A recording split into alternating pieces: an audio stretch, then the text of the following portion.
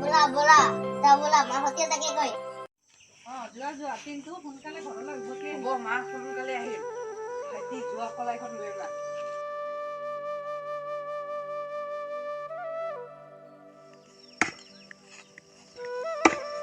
এ বাপাই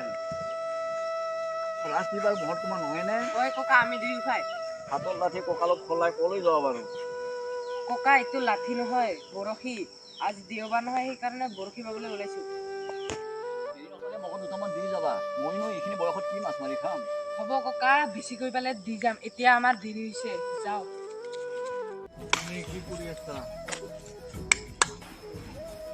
ফুৰিবলৈ আছো ৰবা পিছত তুমি কলৈ যাবা মই অলপ গাঁৱৰ ফালে ফুৰি আহোঁ যোৱা